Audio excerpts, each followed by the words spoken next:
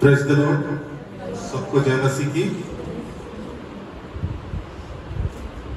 आइए हम अपने सरों को झुकाएं, प्रार्थना के साथ आज की सभा को शुरू करेंगे।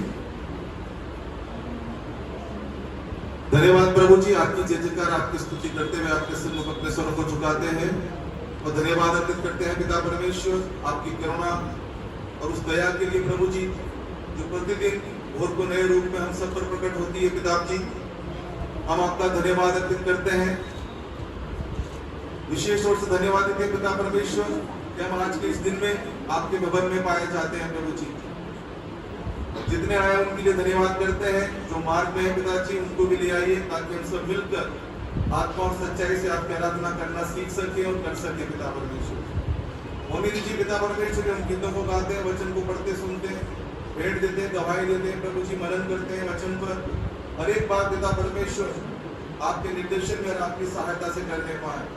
हम इस जगह के लिए धन्यवाद अर्पित करते हैं, सेवकाई के लिए धन्यवाद अर्पित करते हैं प्रभु जी।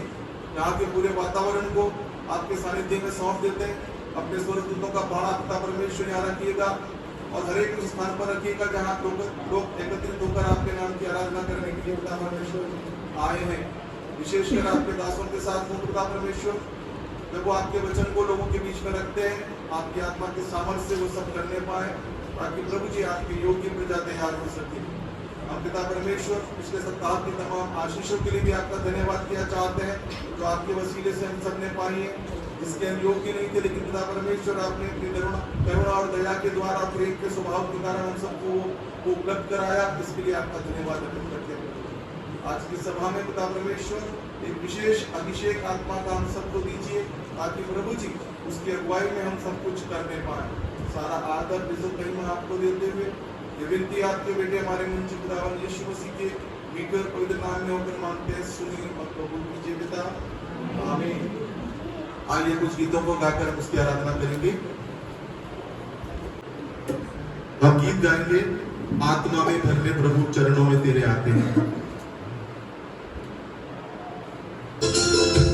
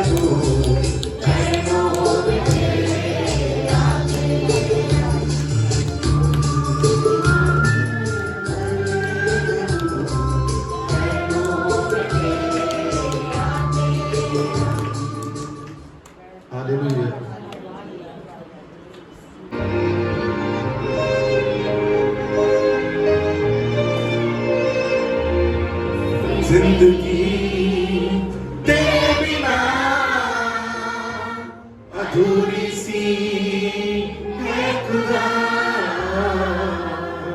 जिंदगी तेरे बिना, अधूरी सी है खुदा तेरे बिना, तेरे बिना।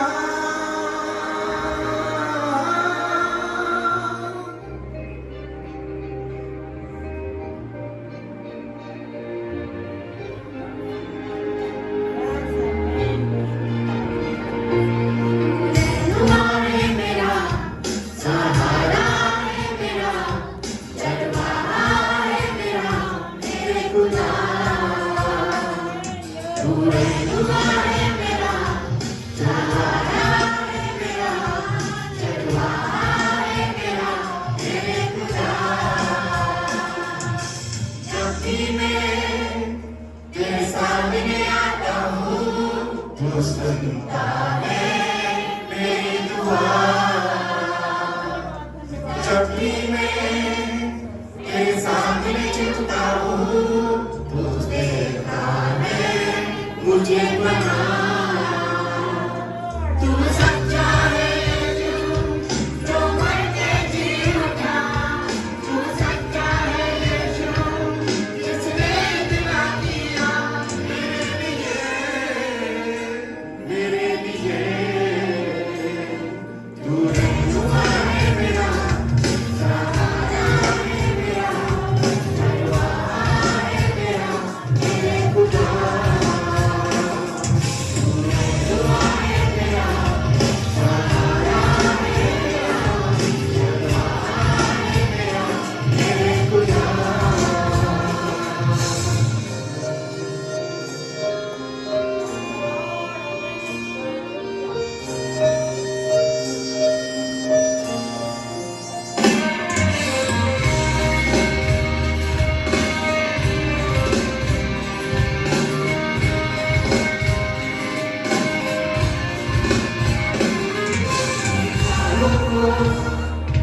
समझता है खुदा ये कहता है तेरा वचन,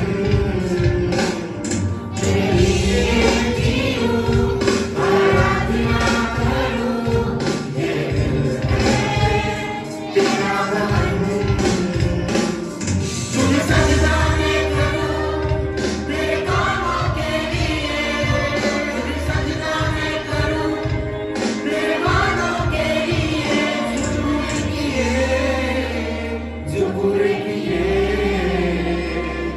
तू रहनुमा है मेरा, सहारा है मेरा, चलवा है मेरा, मेरे खुदा। तू रहनुमा है मेरा, सहारा है मेरा, चलवा है मेरा, मेरे खुदा। हालेलुया।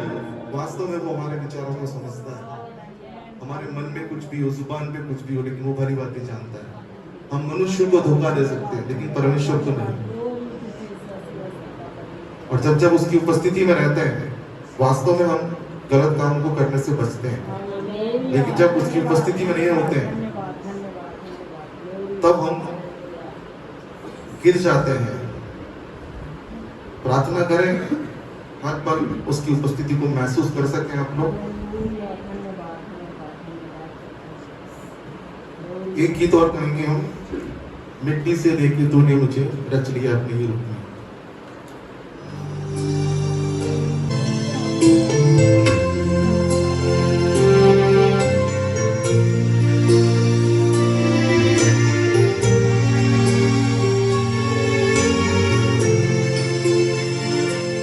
मिट्टी को लेके तूने मुझे रच लिया अपने ही रूप में, प्रेम दिया है अनंत प्रेम से, दिया पुत्र तेरी मुक्ति के लिए। अनोखा प्यार लेके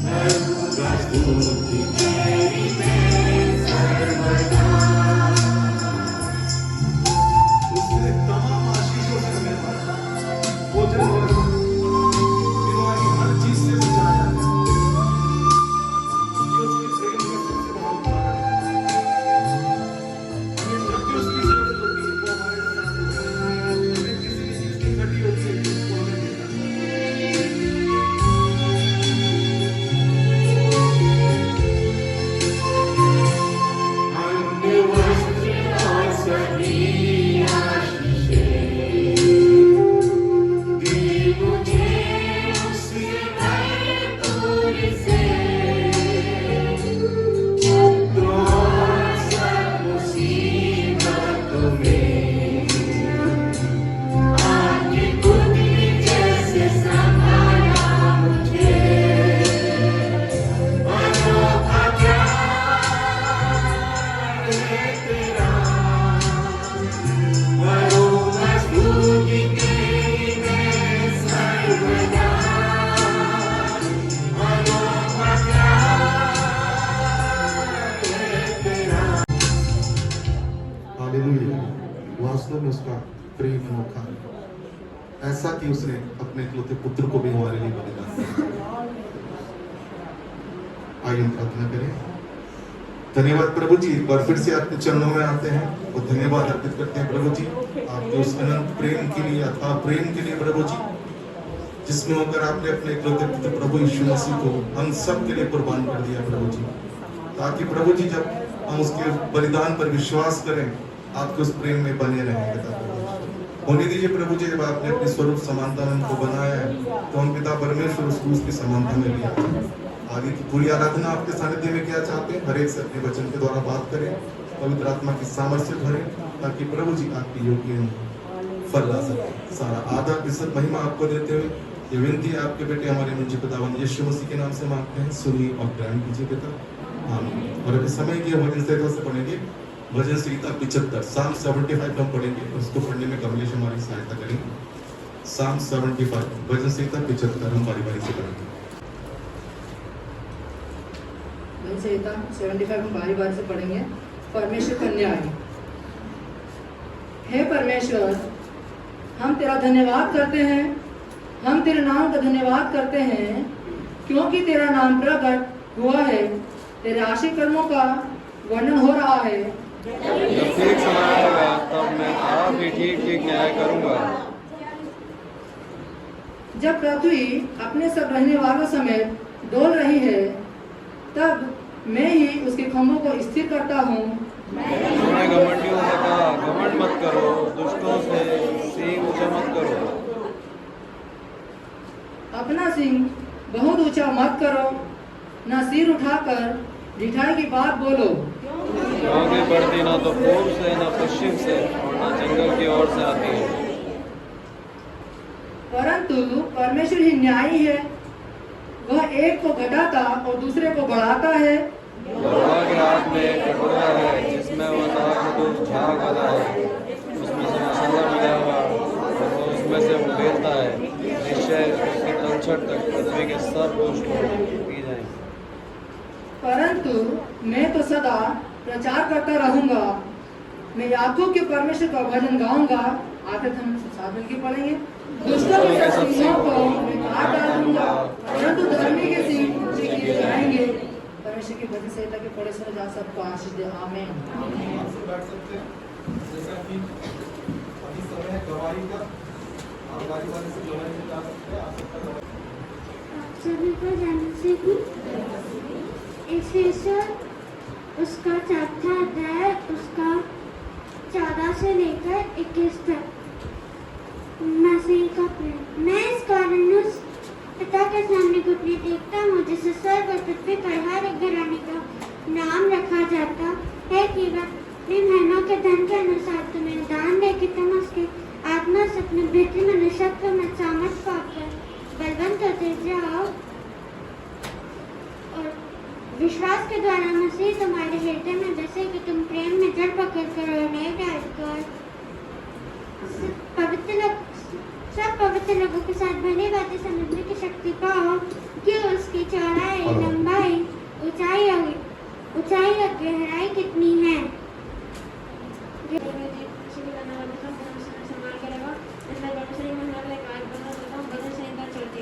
मैं हर समय यहोवा को धन्यवाद करूंगा, उसकी स्तुति निरंतर मेरे मुख से होती रहेगी। मैं यहोवा पर घमंड करूंगा, नम्र लोग ये सुनकर आनंदित होंगे। मेरे साथ यहोवा की बड़ाई करो, आओ हम मिलकर उसके नाम की स्तुति करें।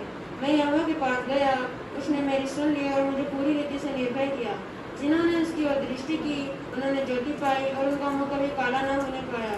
इस दीन जन ने पुकारा और यहोवा ने सुन लिया और उसको उसके सब कष्टों से छुड़ा लिया। यहोवा की डरवैयों के चारों ओर उसका दूत छावनी के एवं को बचाता है। परख कर देखो यहोवा कैसा भला है, क्या ही धन्य है वह पुरुष जो उसकी शरण लेता है। हे यहोवा के भय हे यहोवा के पवित्र लोगों, उसका भय मानो, क्योंकि उसकी खोजियों को किसी भली वस्तु की घटी नहीं होती। जवान सिंहों को तो घटी होती है और वो भूखे भी रह जाते हैं, परंतु उसकी खोजियों को किसी भली वस्तु की घटी न होगी। हमें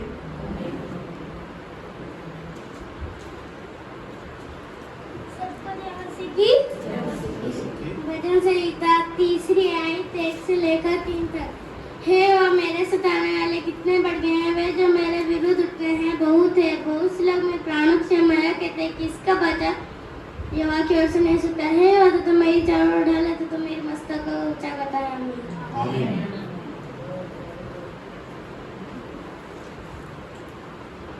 सबको जय मसीह की। तो परमेश्वर की महिमा के लिए गाना गाना चाहूंगी। नीति वचन 4 तक।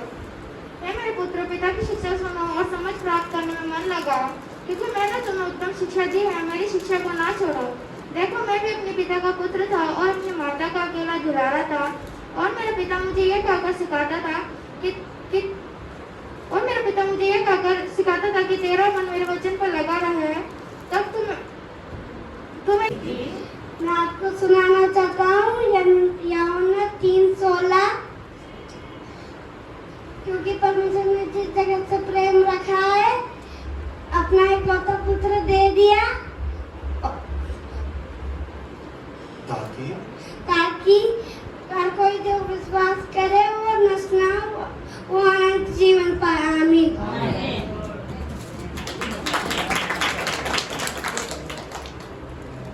सबका जय मसीह की। भजन संहिता की 1 से लेकर 21।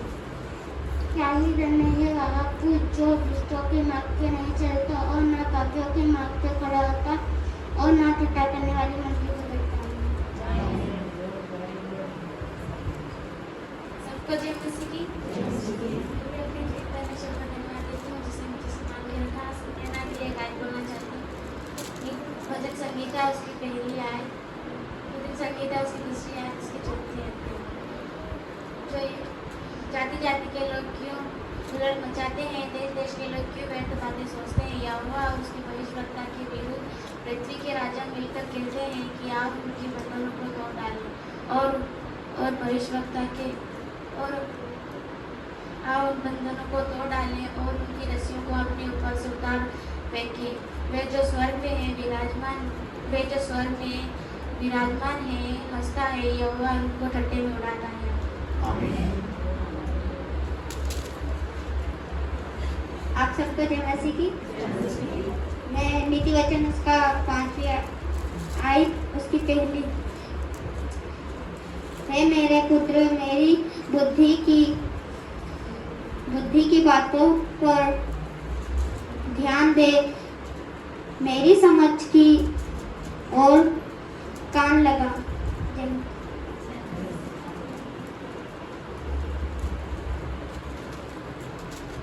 सबको जय मसीह की। मैं परमेश्वर का धन्यवाद देती हूँ और परमेश्वर की महिमा के लिए गायन बोलना चाहूंगी। मत्ती 4। तब आत्मा यीशु को जंगल में ले गया ताकि इब्लीस से उसकी परीक्षा हो। तब वो 40 दिन और 40 रात निराहार रहा। तब उसे भूख लगी।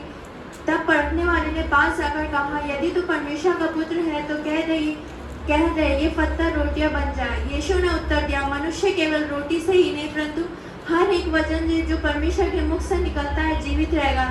तब इब्लीस उसे पवित्र नगर में ले गया और मंदिर के कंगोरे पर खड़ा करके कहा, यदि तू परमेश्वर का पुत्र है तो अपने आप को नीचे गिरा दे, क्योंकि वह तेरे विषय में अपने स्वर्गदूतों का आज्ञा देगा और वह तुझे हाथों हाथ उठा लेंगे। यीशु ने उत्तर दिया, तो अपने प्रभु परमेश्वर की परीक्षा ना कर। तब वह उसे ऊंचे पहाड़ पर ले गया और सारे जगत का राज्य उसको वैभव दिखाकर कहा, यदि तू मुझे गिरकर प्रणाम करे तो मैं ये तुझे दे दूंगा।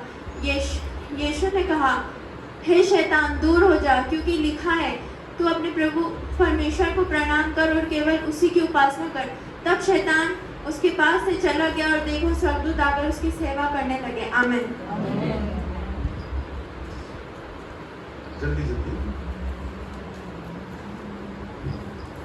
सबको जय मसीह की। मैं जी परमेश्वर का धन्यवाद करना चाहती हूँ। प्रभु ने मुझे संभाला पूरे सप्ताह, हर एक तकलीफ, हर एक बीमारी और हर एक मुसीबत से प्रभु ने संभाल के रखा। आज का ये सुंदर दिन दिया और प्रभु की महिमा के लिए एक मैं छोटा सा कोरस गाना चाहूंगी। स्वर्ग छोड़ की धरती पे आया, राजा होकर प्रजा बना। स्वर्ग छोड़ की धरती पे आया, राजा होकर प्रजा बना। मेरे गुनाहों की माफी देने, मेरे गुनाहों की माफी देने आया तू आया, पर मैंने ना तुझको पहचाना, पर मैंने ना तुझको पहचाना। क्षमा करो, क्षमा करो, क्षमा करो, जो भी आया सजा देने आया, पापियों का अंत करने आया, मुझको तो जीवन देने आया। आया तू आया, पर मैंने ना तुझको पहचाना, पर मैंने ना तुझको पहचाना। प्रभु का धन्यवाद करते हैं कि आज हम इस लायक है कि प्रभु को हमने पहचान लिया है और उसके कामों को भी हमने जाना है। परमेश्वर हमारे अंदर जो कार्य अच्छे अच्छे करता है वही हमारे प्रमाण होता है, क्योंकि हम जीवित परमेश्वर की आराधना करते हैं। मेरे जीवित परमेश्वर का धन्यवाद है। परमेश्वर ने मुझे मेरे परिवार को संभाला और परमेश्वर ने इस हफ्ते भर उपवास के साथ काम करने के लिए आने जाने में परमेश्वर ने मदद की और मैं परमेश्वर का धन्यवाद देती। इसके पापा तो बोलेंगे नहीं, लेकिन परमेश्वर ने इन्हें चंगाई दी, हमारी प्रार्थना को सुना और परमेश्वर ने हमें संभाला। परमेश्वर का अनुग्रह दया हम पर बनी रही। अगर परमेश्वर, मैं सोचती हूँ हर बार सब लोग जो प्रभु को नहीं मानते वो एक दिन उपवास करके थक जाते हैं। मेरे को बोले कसमा तू हर दिन उपवास करती, फिर भी तेरे चेहरे पे कोई ऐसा नहीं लगता कि तू उपवास करती या थकती भी नहीं। मैंने बोला मेरा परमेश्वर जीवित है जो मुझे सामर्थ्य देता और शक्ति देता, उसके लिए मैं धन्यवाद देती हूँ। यीशु मेरे नाल नाल रहंदा है, यीशु मेरे नाल नाल रहंदा है, फिर मैं क्यों डरा, मैं क्यों डरा, मैं क्यों डरा। जिथे मैं भी जावा मेरे आगे आगे चलेदा, लखा लखा दूत मेरी रखी हुई करेदा। जिथे भी मैं जावा मेरे आगे आगे चलेदा, लखा लखा दूत मेरी रखी हुई करेदा। फिर मैं क्यों डरा, मैं क्यों डरा, फिर मैं क्यों डरा, मैं क्यों डरा। आमीन। मैं परमेश्वर का धन्यवाद करती हूँ कि परमेश्वर ने हमें और हमारे कलीसिया के हर एक लोगों को और परमेश्वर के दास दासियों को परमेश्वर ने संभाल के रखा, अपने पंखों छांव तले और हर एक खतरे मुसीबत बहेली के जाल से बचाया, दुर्घटना मुसीबत से बचाया। इसलिए मैं धन्यवाद करती हूँ। परमेश्वर ने हमें खाने के लिए भोजन, पहनने के लिए वस्त्र और रहने के लिए हमें स्थान दिया, इसलिए मैं परमेश्वर का धन्यवाद करता हूँ। जहाँ कहीं भी आते जाते परमेश्वर हमारी अगुवाई करता है, इसलिए मैं परमेश्वर का धन्यवाद करती हूँ। आमीन।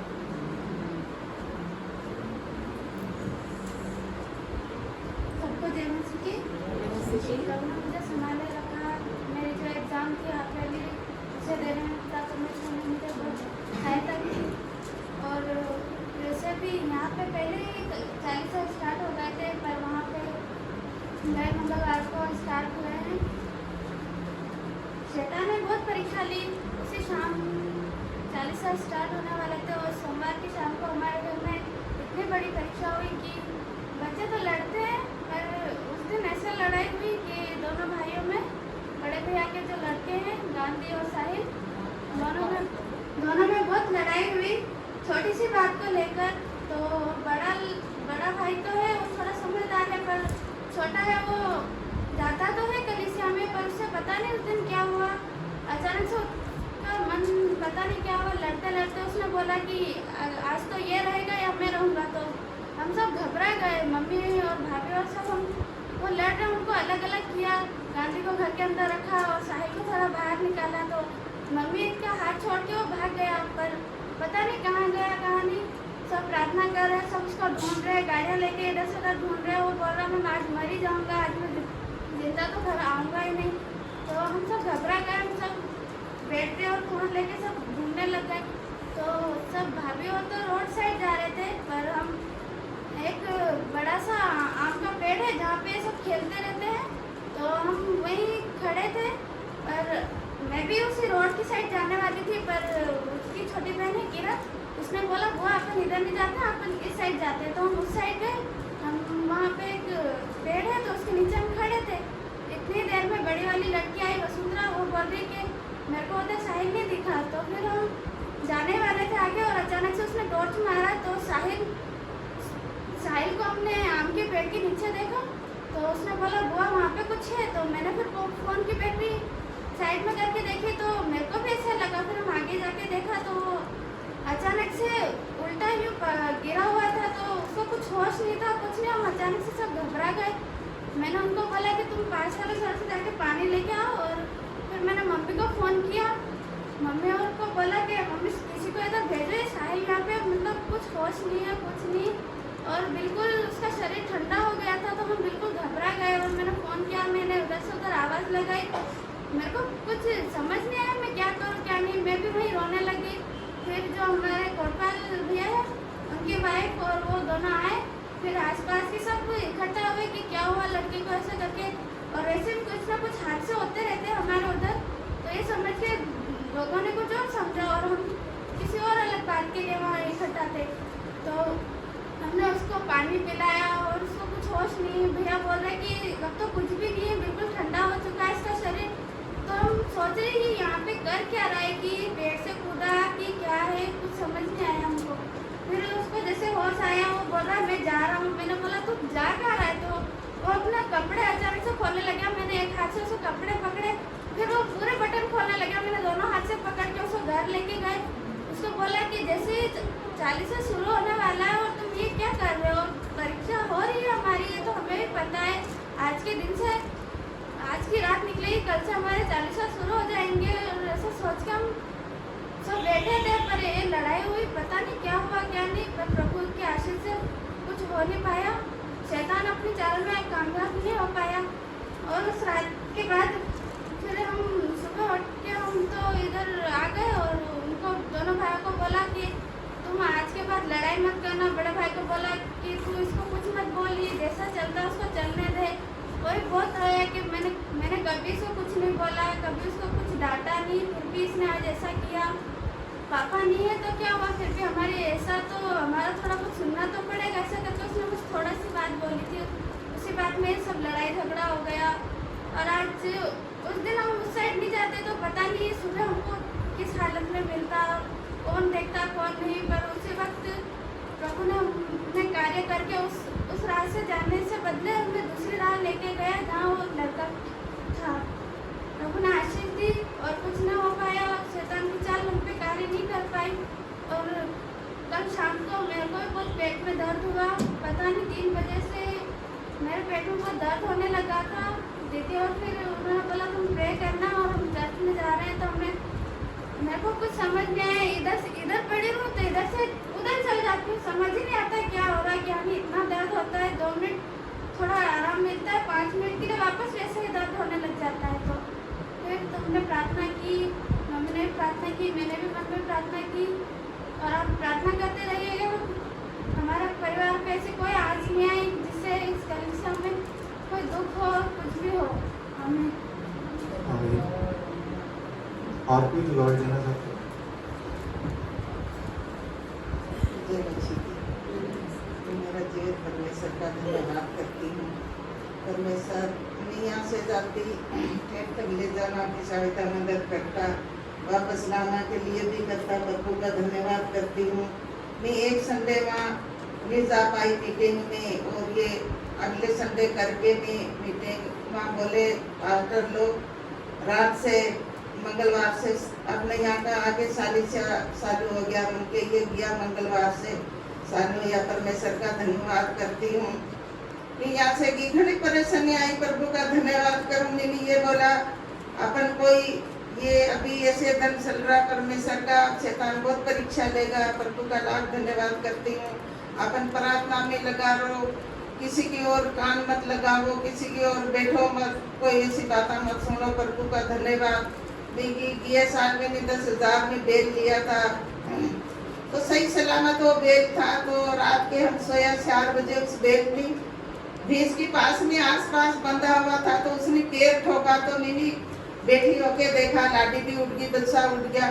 देखा अपन प्रभु का लाख धन्यवाद, उस बेल ने पैर ही ठोका और गुड़का तो बस खत्म ही हो गया। मैं परमेश्वर का लाखों धन्यवाद करती हूँ। हो सके शैतान की साल इंसान पे हो तो बेल पे उतार दी। प्रभु का लाख धन्यवाद। कोई नहीं बोला ये करो, मैंने कि कुछ भी नहीं करूँ, मेरा परमेश्वर मेरे साथ है। मैं विश्वास करूँगा और मैं किसी की संसार की बात नहीं सुनूंगा। मेरा चाचा चाची को संभाला मुझे।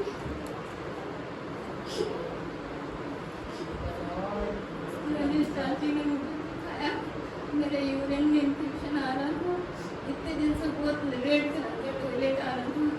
और मेरी चाची ने मेरे से कहा बेटा सब ठीक हो जाएगी, खुद अब से दुआ कर। मेरे चाचा ने बोला बेटा कि तू यहाँ पर आ जा, फोन करा चाचा ने मेरे को, मैं भेज दूँगा तेरे को। चाची ने फिर चाचा की गाड़ी में मेरे को लेके हॉस्पिटल दिखाया। मेरी चाची बहुत परेशान हुई मेरे को वहाँ पर, और टॉयलेट भी नहीं आया वहाँ पर। इतना पानी पिया 2 बार, और तीसरी बार में जाके सोनोग्राफी हुई। मेरी चाची बहुत परेशान हुई, और मेरे चाचा भी बहुत बेचारे मेरे को बहुत साथ देते हैं। मेरे चाचा चाची दोनों मेरे को फ़ोन करते रहते हैं, पूछते रहते हैं कैसी है। फिर बाद में दीदी के लिए भी मैं कहती हूँ कि दीदी मेरे को भी हर बार फ़ोन करती हूँ मैं, तो दीदी से बात करना मांगती हूँ। तो मेरे को चाची ने बात कराई दीदी से। दीदी ने मेरे से कहा कि तू कभी भी तेरे को कुछ होता है तो यहाँ आ जाया कर घर पे, तेरे नगर खुला है।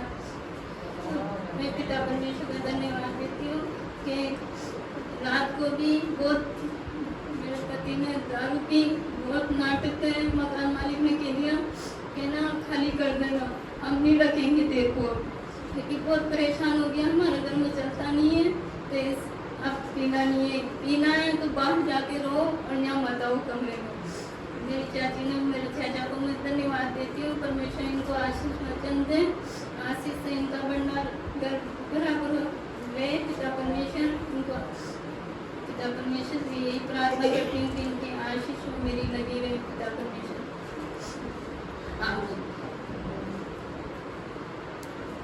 धन्यवाद करती हूँ जो सच में बहुत प्यारा परमेश्वर है, जो अपने बच्चों की सुधि लेकर उनकी सहायता मदद करता है और किसी भी पल उन्हें अकेला नहीं छोड़ता। इन गवाहियों के लिए मैं परमेश्वर का धन्यवाद करती हूँ। हम मनुष्य कुछ भी नहीं है, वचन कहता कीड़े सरीखे, और हम कुछ कर भी नहीं सकते, परंतु जीवित परमेश्वर का धन्यवाद करते हैं जो हम सब के लिए रास्तों को खोलता है। और मैं धन्यवाद करती हूँ जीवित वचनों के लिए जिसके द्वारा वो हमें संभालता है। जैसे गुरु ने एक आयत बोली कि परमेश्वर यीशु ने कहा शैतान से कि मनुष्य केवल रोटी ही से नहीं, इन जीवित वचनों से जिंदा रहेगा। मैं धन्यवाद करती हूँ सच में ये वचन हमारे जीवन में ना हो और ये रोटी हमारे जीवन में ना हो तो हम कुछ भी नहीं कर सकते और एक क्षण भी जीवित भी नहीं रह सकते। इसलिए मैं उसकी उनसे सामर्थ्य के लिए धन्यवाद करती हूँ जिसने मुझे, मेरे परिवार को, मेरे बच्चों को अलग अलग स्थानों में अद्भुत रीति से संभाला, और मेरी कलीसियाई आत्मिक बच्चों को भी परमेश्वर ने अपने पंखों की छांव में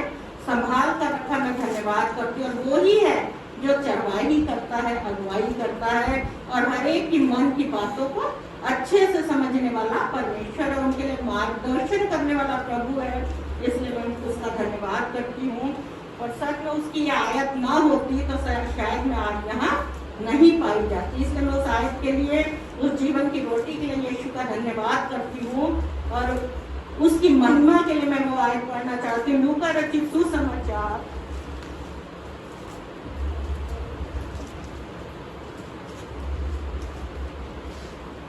उसका 22वां अध्याय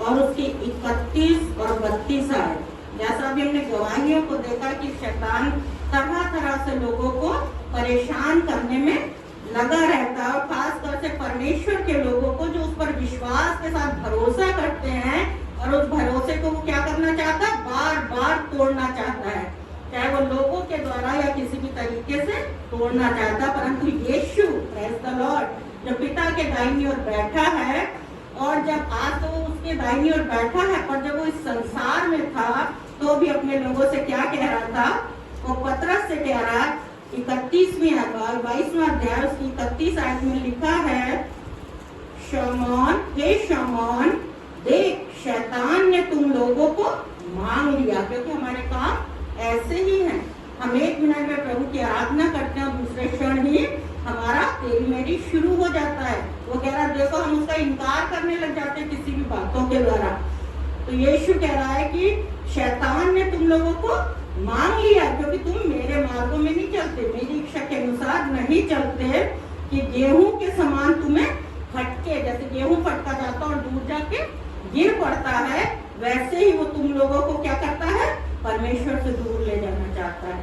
आगे 32 आयत में लिखा है, परंतु मैंने प्रेज़ द लॉर्ड, धन्यवाद करते उस मेरे यीशु का, हालेलुया प्रेज़ द लॉर्ड। लिखा है मैंने तेरे लिए विनती की कि तेरा विश्वास जाता ना रहे। जब जब हम पर मुसीबत आती है, बीमारी आती है, परेशानी आती है, हम क्या हो जाते हैं, डल हो जाते हैं। हमारे अपने जब हमें कोसने लग जाते हैं, हम क्या हो जाते हैं, परेशान हो जाते हैं ना। अरे दूसरों को तो हम सह लेते हैं, पर जब हमारे अपने ही हमारे पर ब्लेम करते हैं, वो हमारे लिए बहुत दुखदाई हो जाता है। परंतु परमेश्वर का वचन क्या कह रहा है, यीशु कह रहा है कि मैंने तेरे लिए विनती की कि तेरा विश्वास जाता ना रहे। प्रेज़ द लॉर्ड, वो पिता से विनती कर रहा है।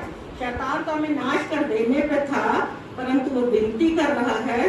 और आगे कह रहा है कि जब तू फिरे,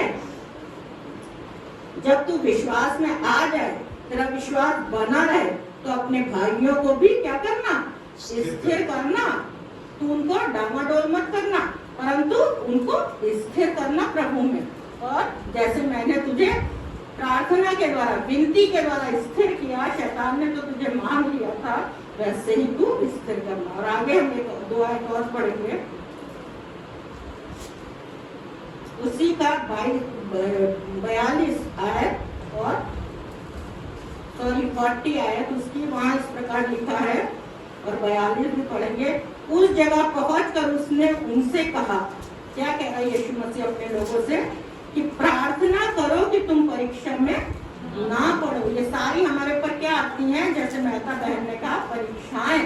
और वो अपने बच्चों के लिए निरंतर प्रार्थना करती रहती हैं। कहती वो गलती भी करते हैं, वो नहीं भी करते हैं प्रार्थना, तो मैं उनके लिए प्रार्थना करती हूँ। और क्या कहती हूँ कि मैं पापी हूँ, मनुष्य है पिता, मैं पापी हूँ, उनके पाप को क्षमा करना या उनकी गलतियों को माफ करना। यहाँ यीशु भी कह रहा कि प्रार्थना करो कि तुम परीक्षा में ना पड़ो। कि जब ये परीक्षाएं आए, जैसे ही परीक्षा आती तो हम क्या हो जाते हैं, परेशान हो जाते हैं, डल हो जाते हैं, हमारा प्रार्थना में मन नहीं लगता। और यहोवा मेरा भाग और मेरे कटोरे का हिस्सा है, और मेरे भाग को तू ही स्थिर रखता है। Praise the Lord. वहाँ वो कह रहा है इस कटोरे को मेरे पास से हटा ले, परंतु परमेश्वर ने क्या भेजा, अपने दूत को भेजकर उसे सामर्थ्य दी कि ये कटोरा तो तुझे पीना ही पड़ेगा। ये चाहे हमारे परिवार का हो, हमारे बच्चों का हो, हमारी कलीसिया का हो, हमारे आस पड़ोस का हो, ये तो जो जिंदगी में तेरे आया है, तो इसको तुझे पीना ही पड़ेगा आखिरी सांस तक। और वो क्या कह रहा है, यहोवा मेरा भाग। जब हम उस कटोरे को पी लेते हैं तो कौन हमारे लिए विनती करने वाला, कह रहा मैंने पिता से विनती करी, वो तुझे स्थिर करेगा, तुझे सामर्थ्य देगा।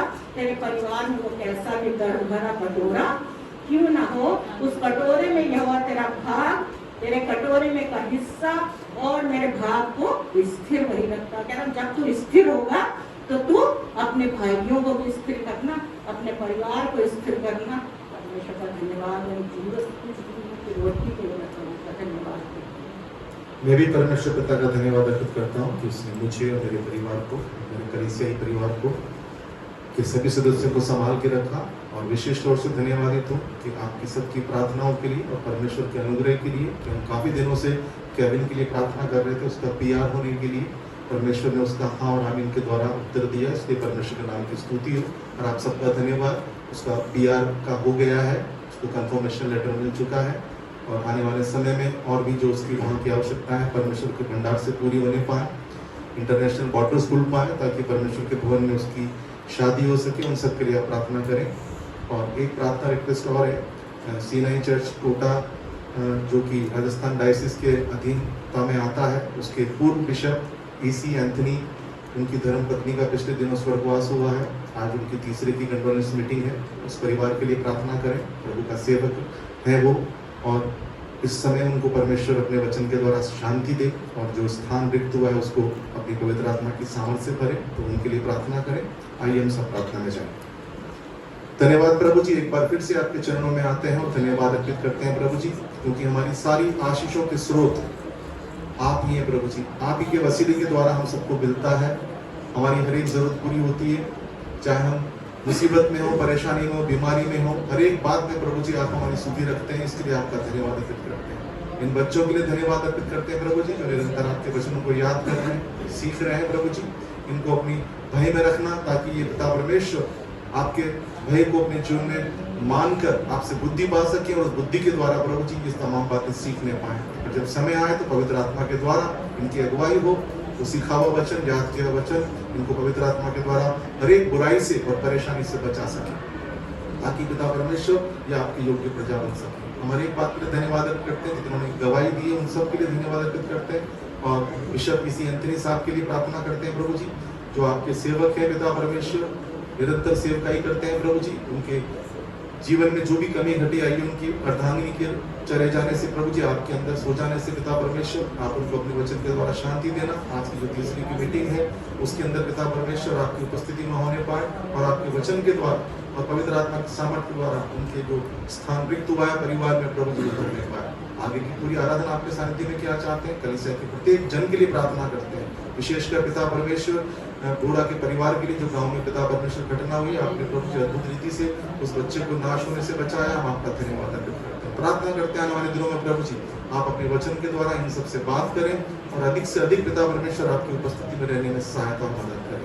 एक बार फिर से प्रभु जी, जब आपके वचन पर मनन करते हैं आप हमें हर एक की सहायता करें, मेरी भी सहायता करें, ताकि प्रभु जी मैं आपके वचनों को सीधाई से पिता परमेश्वर कलीसिया को दे सकूं। सारा आदर इज्जत महिमा आपको देते हैं। ये विनती आपके बेटे हमारे में खुदावंद यीशु मसीह के नाम से मांगते हैं, सुनिए और कबूल कीजिए पिता, आमीन।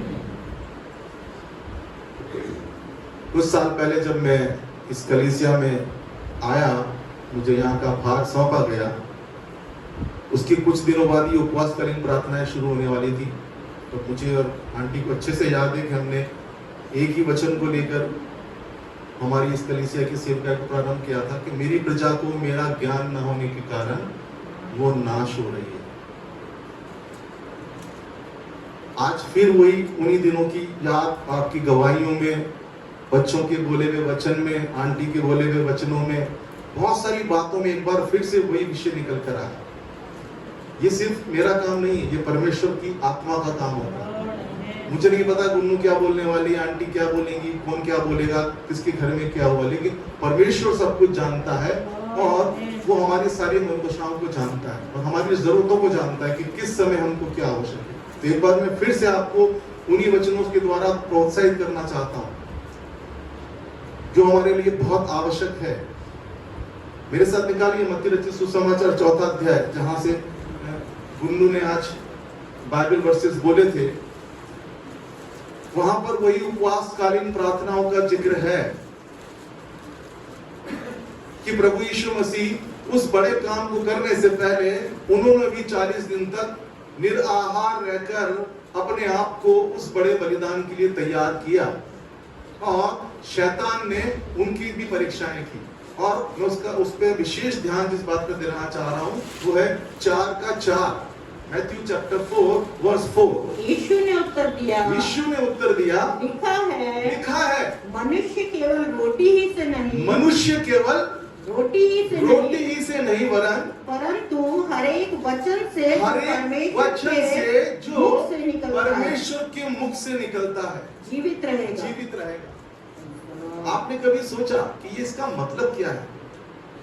फिर हम क्यों इतनी मेहनत कर रहे हैं, सुबह से लेकर रात तक परिश्रम उस रोटी को खरीदने के लिए, उसको खाने के लिए, उसको बनाने के लिए, उसको हजम करने के लिए, और सुबह सब कुछ व्यर्थ, खाया पिया।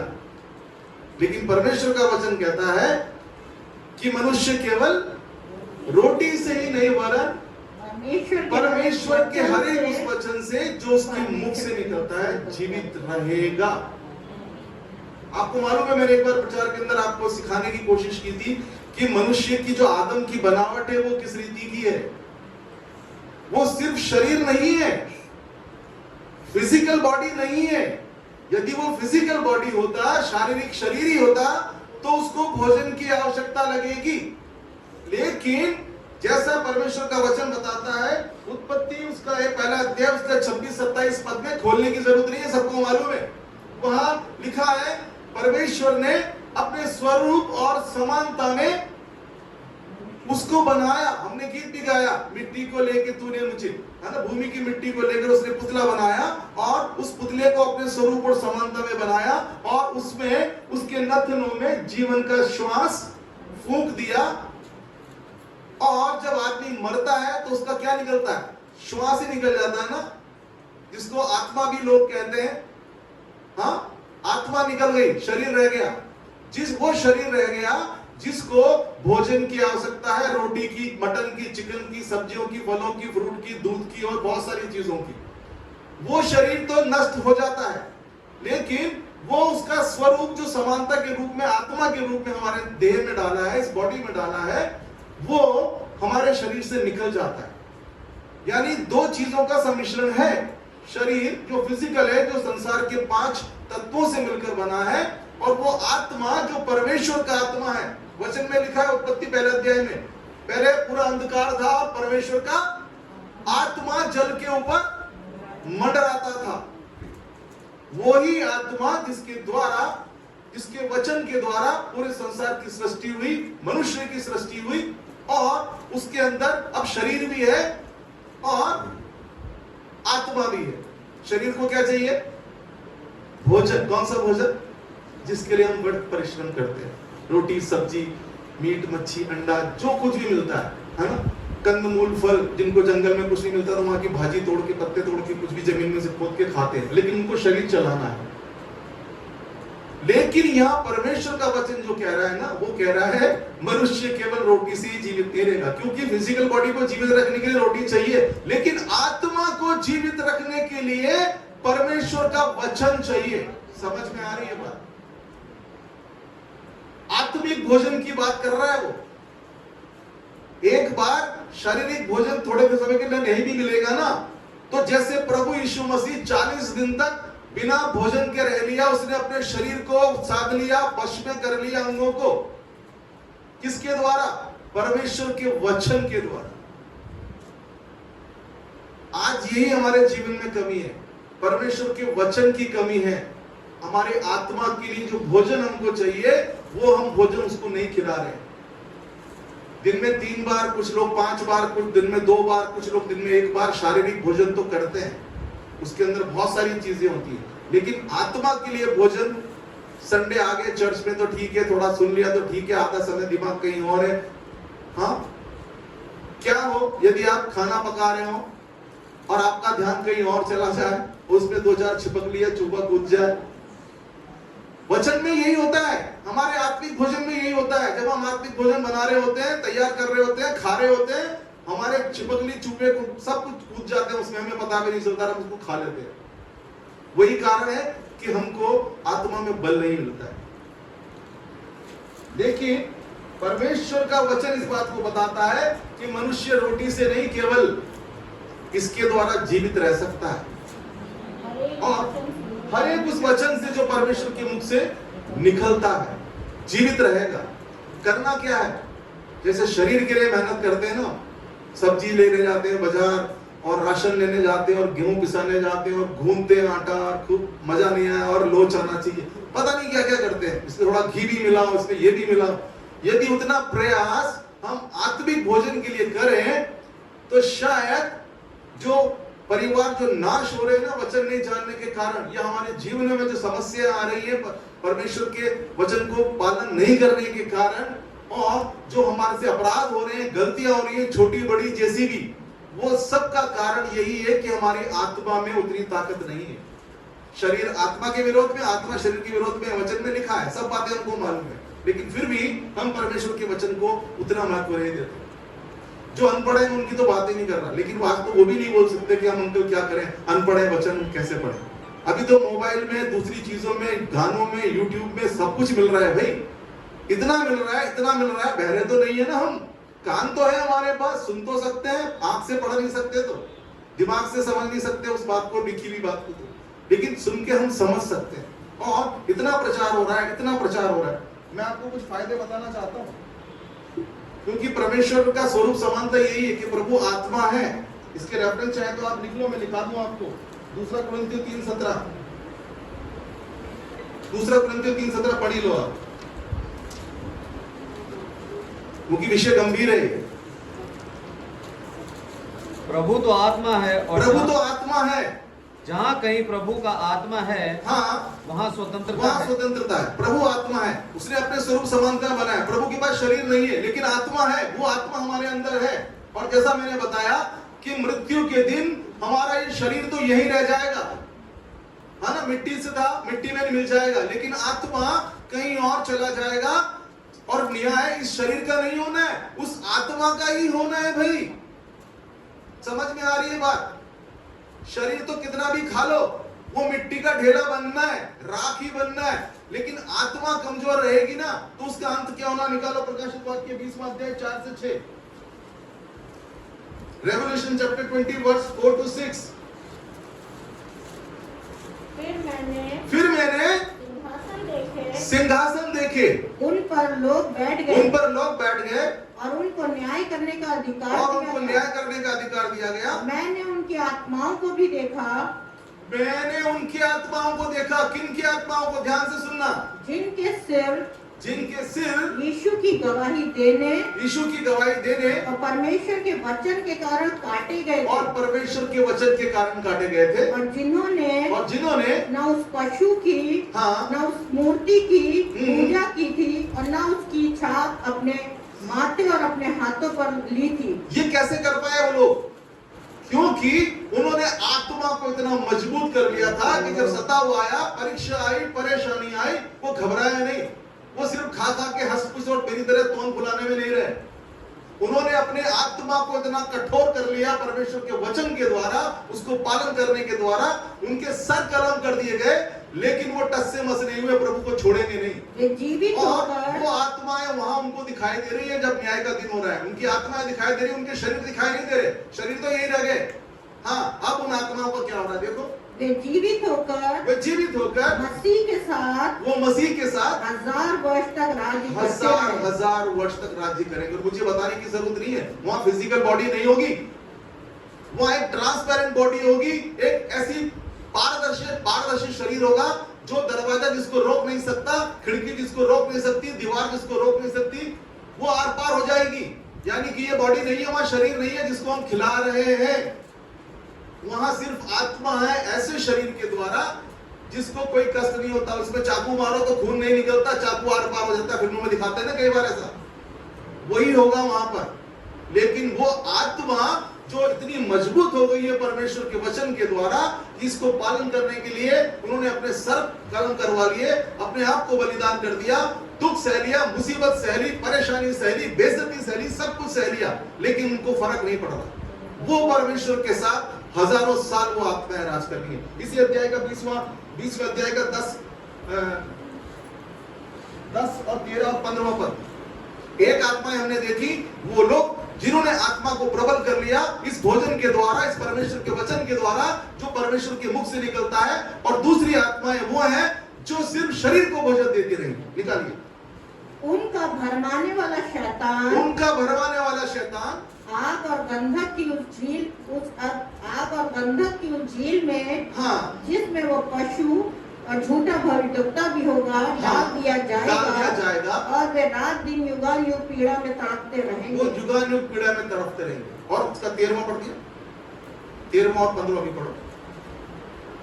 समुद्र ने उन मरे हुओं को समुद्र ने उन मरे हुओं को जो उसमें थे दे दिया। और मृत्यु और अधोलोक ने भी उन मरे हुओं को जो उनमें थे दे दिया। और न्याय के दिन की बात हो रही है, न्याय के दिन की बात है। दे दिया, सबने दे दिया, उनकी बॉडीज भी दे दी और आत्माएं सब आ गई, सब निकल के। अब क्या हो रहा है? उनमें से हर एक के कामों के अनुसार उनका न्याय किया गया। और जिस किसी का नाम जीवन की पुस्तक में लिखा हुआ ना मिला, वो आग की झील में डाला जाएगा। वो आत्माएं जिन्होंने सिर्फ शरीर को पोषित किया, लेकिन परमेश्वर के लिए उन्होंने कोई काम नहीं किया। परमेश्वर का काम तो परमेश्वर के वचन के आधार पे करना पड़ेगा ना भाई। प्रभु यीशु मसीह ने भी तो वही किया। पिता की आज्ञा के अनुसार अपने जीवन को जिया, परमेश्वर की आज्ञा के अनुसार अपने आप को बलिदान किया और सब कुछ किया। लेकिन आप और मैं आज सिर्फ शरीर को पोषित कर रहे हैं, इसको सजाने संवारने में, तंदुरुस्त रखने में लगे। आत्मा की चिंता नहीं है। और जब तक आत्मा हमारी मजबूत नहीं होगी ना, जो सिर्फ और सिर्फ परमेश्वर के वचन को पढ़ने से, उसको पालन करने के द्वारा ही हो सकती है, उसके अलावा कोई तीसरी चीज नहीं है। वहां दूसरी आत्माओं का हश्र क्या है? आग और गंधक की झील में हजारों साल तड़पने का था। परमेश्वर का वचन बहुत आवश्यक है। मैं आपको फिर इसके द्वारा आपको बताना चाहता हूँ। व्यवस्था विवरण 6 अध्याय उसका 4 से 7 पढ़े आप। व्यवस्था विवरण, यदि आपको उस दूसरी मृत्यु से बचना है ना, उस आग और गंधक की झील से, तो इस शरीर को कम भी खिलाओगे ना तो चल जाएगा। इस शरीर को चलाने के लिए जितना आवश्यक है उतना खा लो। मैं पहले अक्सर बोला करता था, जब मैं बहुत खाता था, फूडी था, मैं ये बोलता था मैं खाने के लिए जी रहा हूं। लेकिन मुझे समझ में आ गया, खाने के लिए नहीं जीना है, जीने के लिए खाना है। थोड़ा ही खाना है जिससे हम जी सके। लेकिन आत्मा को जो भोजन चाहिए वो आवश्यक है, वो परमेश्वर का वचन है। व्यवस्था विवरण 6 अध्याय 4 से 7। हे इज़राइल सुन। हाँ, हे इज़राइल सुन। यहोवा हमारा परमेश्वर है। यहोवा एक ही है। हाँ। तू अपने परमेश्वर यहोवा से अपने सारे मन, सारे जीव, हाँ, और सारी शक्ति के साथ प्रेम रखना। वचन के द्वारा व्यक्ति कैसे जिंदा रहता है उसकी बात बता रहा हूँ आपको। यदि वचन आप जीवन में ले रहे हो, उसको पालन कर रहे हो, उसको मान रहे हो, उसके पहले जो हिदायतें दी है उनको पालन करने के द्वारा यदि उनको मानोगे, फिर उसके प्रतिफल क्या होते हैं, उसके फायदे क्या होते हैं, मैं आपको वचन के द्वारा बताऊंगा। पढ़िए दोबारा से। हे इज़राइल सुन। हे इज़राइल सुन। यहोवा हमारा परमेश्वर है। हाँ। यहोवा एक ही है। हाँ। तू अपने परमेश्वर यहोवा से अपने सारे मन, हाँ, सारे जीव और सारी शक्ति के साथ प्रेम रखना। हाँ। और ये आज्ञाएं जो मैं आज तुझे सुनाता हूँ, हाँ, वे तेरे मन में बनी रहे। सुन ले अपने बच्चों को आज ही से। मैं 10 साल से इस कलीसिया में कह रहा हूँ कि वचन पे ध्यान देना शुरू कर दो, वचन को पालन करना शुरू कर दो। इसका ज्ञान नहीं रहेगा ना, हमारे आने वाली पीढ़ियां नाश हो जाएंगी। उसके परिणाम कलीसिया के परिवारों ने, कई लोगों ने देख लिए हैं, आगे भी दिखाई देंगे। और जिन्होंने उसका पालन करने की कोशिश की, उसके अनुसार जीने की कोशिश की, उसके परिणाम भी कलीसिया ने देखे और आगे भी देखने को मिलेंगे। हाँ। और ये आज्ञाएं जो मैं आज तुझको सुनाता हूँ, वे तेरे मन में बनी रहे। और तू इन्हें अपने बाल बच्चों को समझा। हमारे बीच में, हमारे बाल बच्चों में लड़ाई झगड़े बंद होंगे। छोटी छोटी बातों के लिए वो मरने मारने को उतारू हो जाते हैं, कारण परमेश्वर का वचन उनके पास नहीं है। वो परमेश्वर के वचन को इतने गहराई से या उसको इतने तरीके से नहीं समझ रहे हैं, नहीं ले रहे अपने जीवन में। उनका ध्यान सिर्फ सांसारिक बातों पर है। ये माता पिताओं की, हमारे जो इस पीढ़ी के जो विश्वासी हैं, उनकी आप वो जिम्मेदारी है कि वो आने वाली पीढ़ी को या छोटे बच्चों को अभी से इस बात के लिए ताकीद करें। गुस्से से करें, प्यार से करें, डंडे से करें, कैसे करें, लेकिन पालन कराएं। यदि आपको आगे उनको भविष्य में उस आग और गंधक की झील में नहीं देखना है तो। हाँ।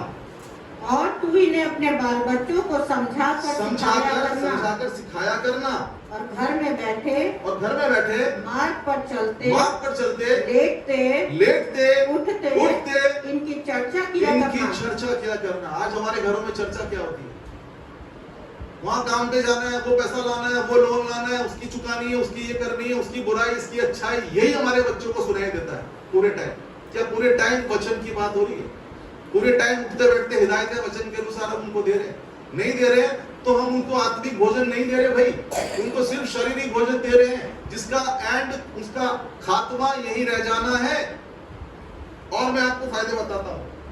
लूका रचित सुसमाचार उसका 10वां अध्याय उसका 38 से 42, ल्यूक चैप्टर 10 वर्स 38 to 42, लूका 10 38 से 42 तक। जब वे जा रहे थे हाँ, तो वो एक गांव में गया और मार्था नामक एक स्त्री ने उसे अपने घर में उतारा। हाँ, मरियम नामक उसकी एक सबको बहन मालूम है ना ये कहानी? हाँ, 2 बहनों की, मार्था मरियम की। हाँ, एक ने क्या किया? मरियम नामक उसकी एक बहन थी, वो प्रभु के बड़ी चरणों बहन। में बैठकर उसका वचन सुनती एक बहन तो परमेश्वर के चरणों में बैठकर उसका वचन सुन रही है, और दूसरी बहन परंतु मार्था सेवा भोजन। करते करते घबरा गई। सेवा करते करते, मतलब जो अतिथि आए उन सबके लिए भोजन, उनका पानी, उनका चाय, उसकी चिंता, क्योंकि उसको शरीर की चिंता है। लेकिन दूसरी बहन को आत्मा की चिंता है। उसने कहा भाड़ में जाए खाना पीना नाश्ता, पर आप लोग ऐसा मत करना। उसकी व्यवस्था भी हम कर सकते हैं, करवा सकते हैं तैयारी के द्वारा पहले से। लेकिन जब आत्मिक भोजन मिल रहा है उस समय हमारा ध्यान इधर उधर ना जाए बात की व्यर्थ की चिंताओं में। उस समय सिर्फ और सिर्फ हम आत्मिक भोजन को ले रहे हैं। और प्रभु यीशु मसीह ने वहां क्या कहा? इसके अंतिम पद को पढ़ दो। प्रभु ने उसे उत्तर दिया, हाँ, हे मार्था, मार्था तू बहुत बातों के लिए चिंता करती और घबराती है, परंतु एक बात आवश्यक है, परंतु ये बात आवश्यक है कि उस उत्तम भाग को मरियम ने चुन लिया। कौन से उत्तम भाग को? उस आत्मिक भोजन को प्राप्त करने के उत्तम भाग को। हाँ, उसने उसको चुन लिया जो उससे छीना न जाएगा। जो उससे छीना न जाएगा। मैंने बताया मेरे शरीर का भोजन तो यही रात भर दिन भर खाया कमाया, सुबह व्यर्थ गोबर होके निकल जाता है ना।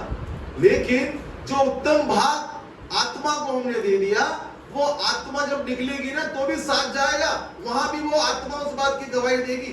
वहां हजारों साल का राज्य करने के लिए उन आत्माओं को चुन लिया। ये फायदा है वचन का। एक और निकालिए, यूहन्ना रचित सुसमाचार उसका 14 उसका 23वां पद, जॉन चैप्टर 14 वर्स 23, और इसी का 17वां अध्याय का 17वां पद भी देखेंगे। 17 यूहन्ना का। यीशु ने उसको उत्तर दिया, हाँ जी, यदि कोई मुझसे प्रेम रखेगा, यदि कोई मुझसे प्रेम रखेगा तो वो मेरे वचन को मानेगा। मेरे वचन को अंडरलाइन कर लो, वचन को। आपके बच्चे आपके वचन को नहीं मान रहे, उसका कारण आपने अपने माता पिताओं के वचन को नहीं माना। उन्होंने बचपन ही से ये देखा कि मेरे माता मेरे पिता अपने माँ बाप की आज्ञाओं को नहीं मानता, या मेरे बड़े भाई बहन अपने माता पिता की आज्ञा को नहीं मानते।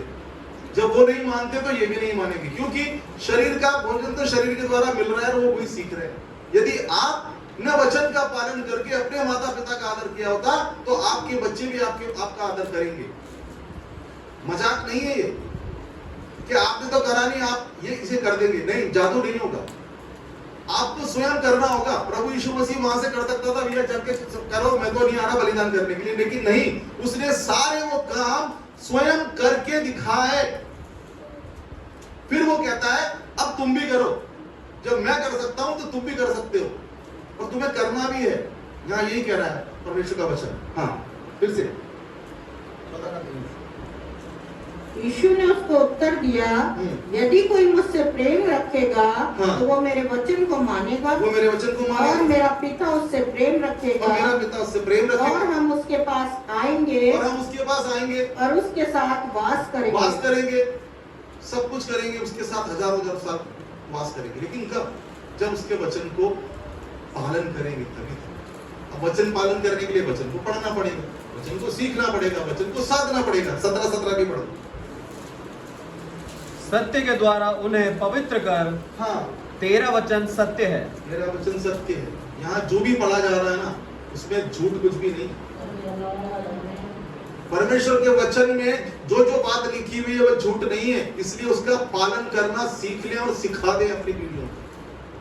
तब मनुष्य केवल रोटी से ही नहीं वरन हर एक उस वचन से जो परमेश्वर के मुख से निकलता है जीवित रहेगा।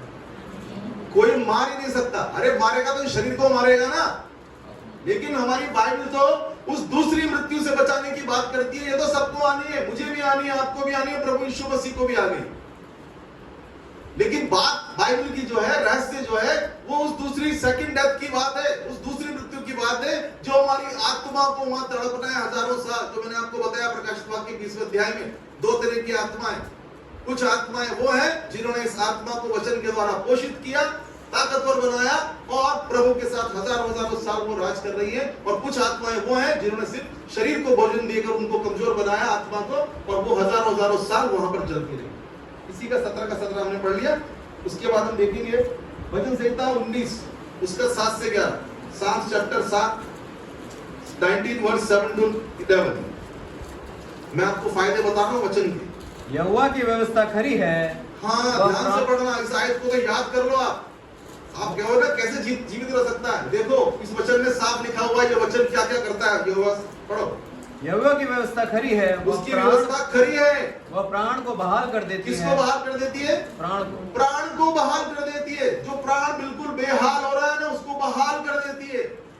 हमको कितनी भी चिंता हो, परेशानी हो, दुख मुसीबत तकलीफ हो, बेहाल हो रहे हो, लेकिन उसकी व्यवस्था पर ध्यान दे ले, उसकी व्यवस्था से अपना चित्त लगा ले यहोशू के समान, उससे दाएं बाएं ना मुड़े, तो वो क्या करती है?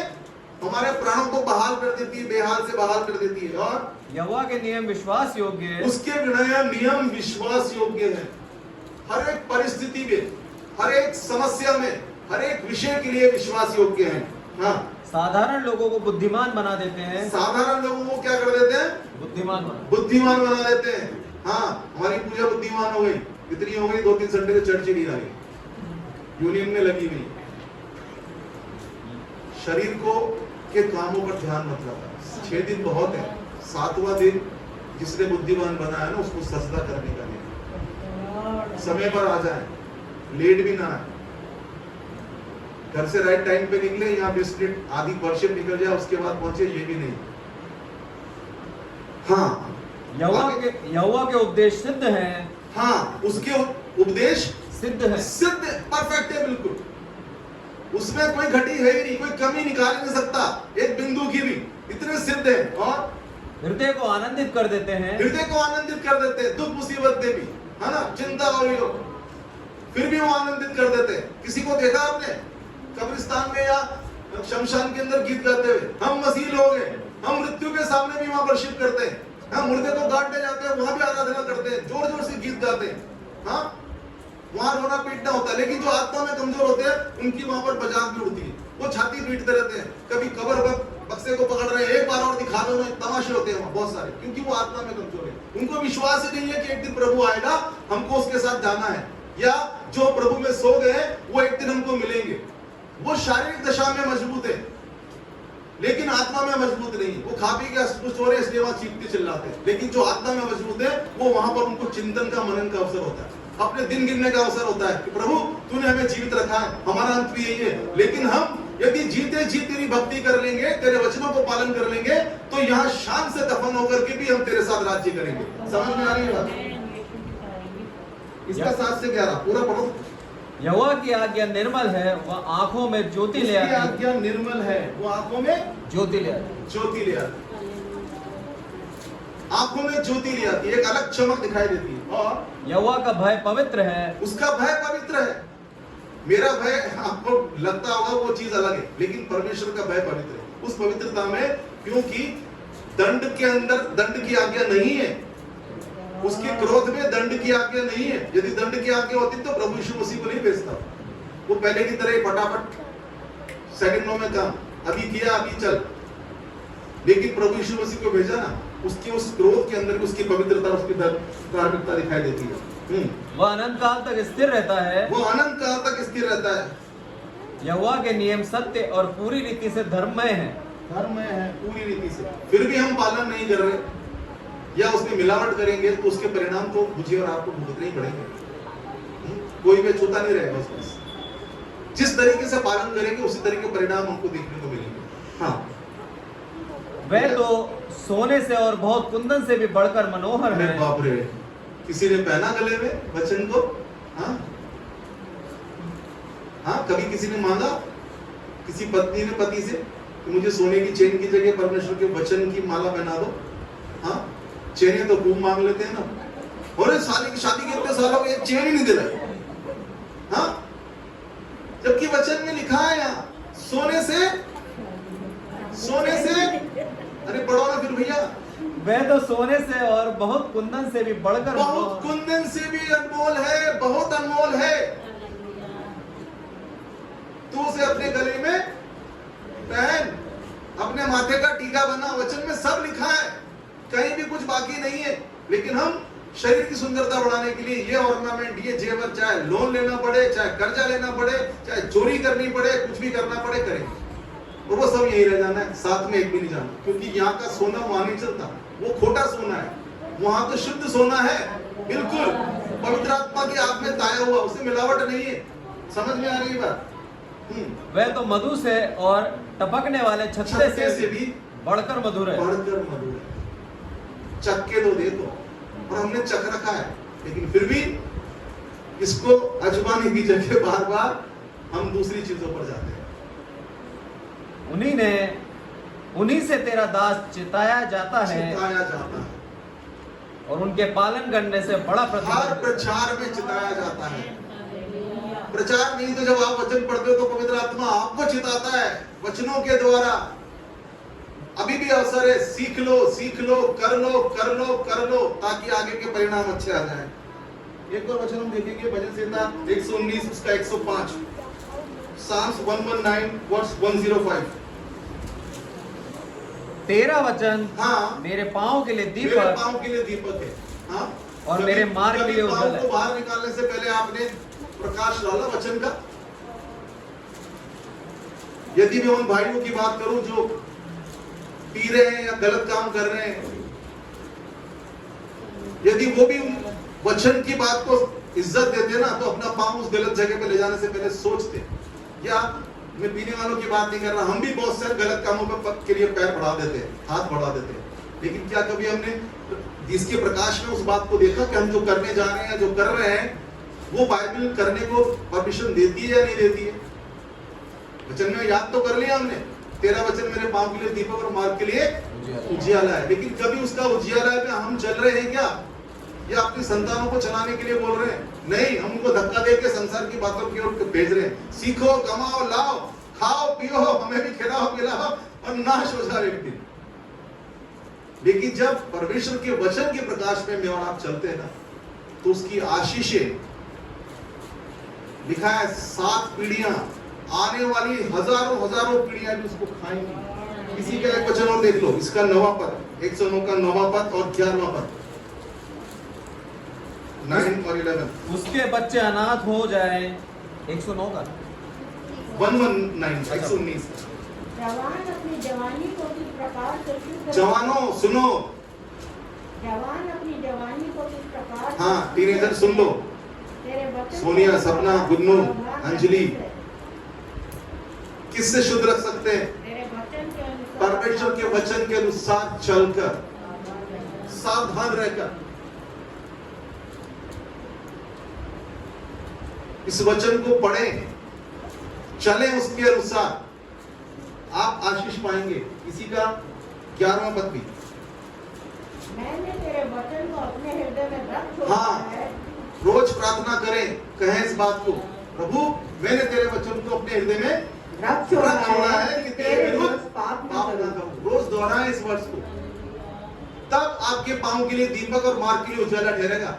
लेकिन उसको भी सिर्फ रट्टाफिकेशन करके रट के बोलोगे ना, उसको मनन नहीं करोगे अपने जीवन में, उसको समझने की कोशिश नहीं करोगे, तो फिर उजाला नहीं होगा। जब ये प्रण रोज करोगे ना, दिन में 3 बार, 4 बार, 5 बार, 7 बार, तो शायद आपके पैर इधर उधर नहीं बहकेंगे।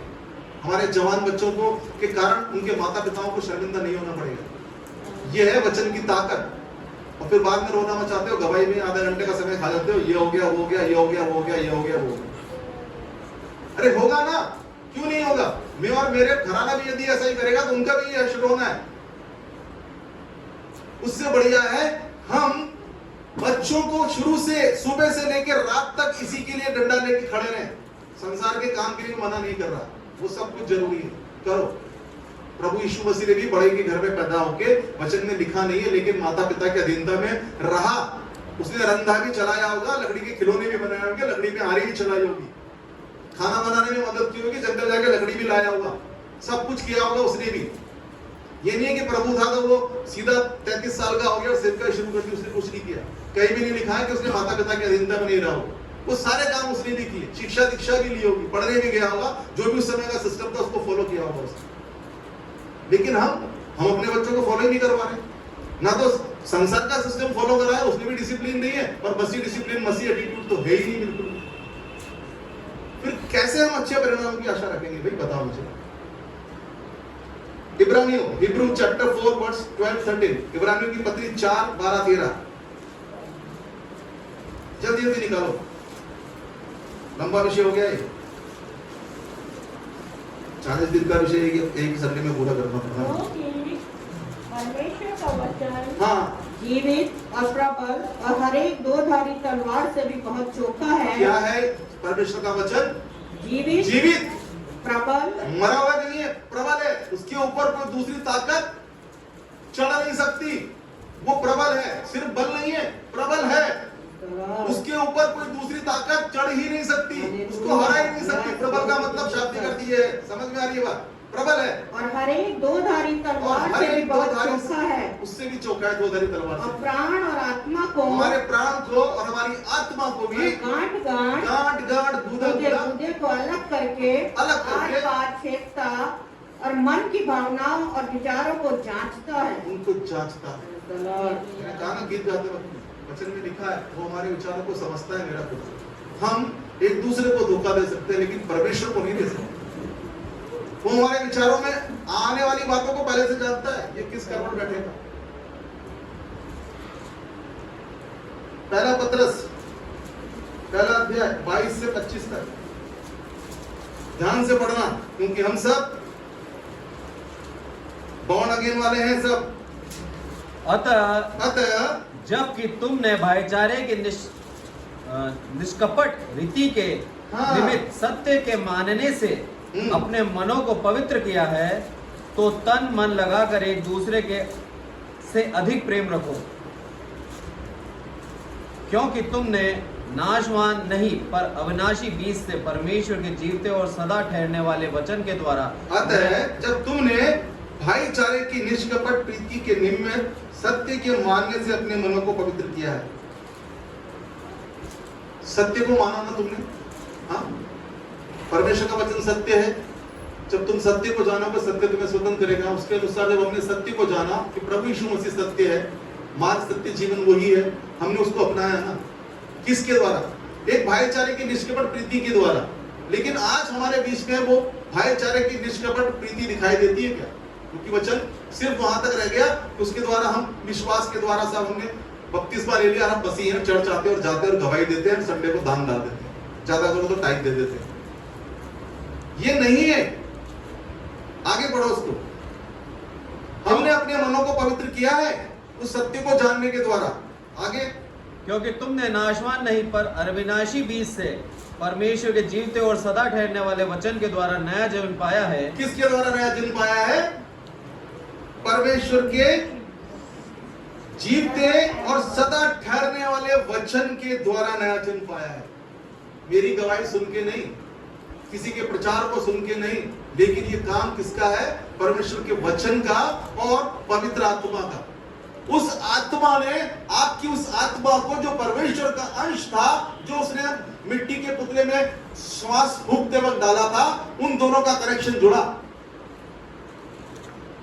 किसी के भी प्रचार के द्वारा हुआ हो, चाहे किसी की गवाही के द्वारा, लेकिन वो काम उनके द्वारा नहीं है, वो परमेश्वर की आत्मा के द्वारा।